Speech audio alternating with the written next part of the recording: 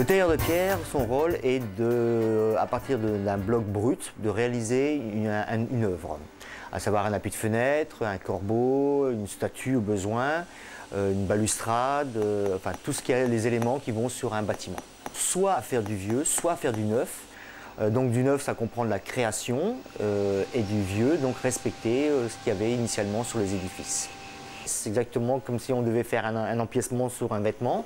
On relève les dimensions, on choisit la bonne couleur et on intègre dans le bâtiment sans que le bâtiment se casse la figure. Donc celle-là est trop abîmée pour qu'on puisse la conserver, donc je la relève pour pouvoir faire le dessin, le gabarit et après le débiter en atelier, qu'on puisse d'ici quelques semaines la remettre en place. Donc le parcours de la pierre démarre à partir de la carrière. La pierre est amenée sur camion dans les entreprises de taille de pierre, à l'atelier de sciage, donc on débite des tranches.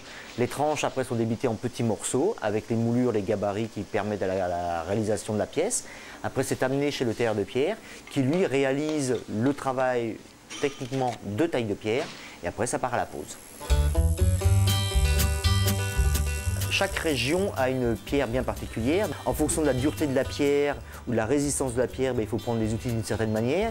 Vous avez des régions où vous avez des pistolets comme ici, des pneumatiques, mais dans d'autres régions, ils travaillent tout à la main, avec des chemins de fer, des ciseaux à main. Donc en fonction de la région, en fonction de la pierre, les techniques diffèrent, les outils diffèrent et la taille elle-même diffère. Le pistolet permet de gagner un peu de temps, enfin beaucoup de temps. Des fois, on peut travailler pendant 1 heure à la main, simplement parce qu'on a envie de déboucher à la main. Et ça, je dirais que chaque tailleur de pierre fait en fonction de son envie. Parce que vous avez tout de même beaucoup plus de sensations quand vous tapez avec une massette, quand vous taillez avec un pistolet. Pour être tailleur de pierre, il faut déjà beaucoup de patience, aimer son métier et une dextérité à toute épreuve. La stéréotomie a beaucoup d'importance pour le tailleur de pierre. Il faut qu'il arrive à partir du plan, de s'imaginer la pierre en 3D, c'est-à-dire dans l'espace. L'informatique est très important pour faire les dessins, les gabarits, etc. C'est très important. Le risque le plus important, c'est la poussière. Donc la poussière est le silice que la pierre réalise, enfin sécrète, donc est un très grand danger pour les poumons du tailleur de pierre. Et donc c'est le premier handicap. Et le deuxième, c'est le bruit. Disons que les peu de machines qu'on a font beaucoup de bruit, donc ça entraîne des problèmes de surdité au besoin. Donc il faut se protéger en fonction.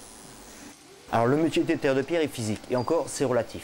Parce que maintenant vous avez des élévateurs, vous avez des monte-charges, vous avez des grues, on a plein d'outils qui nous permettent justement d'économiser la fatigue et l'usure de la personne.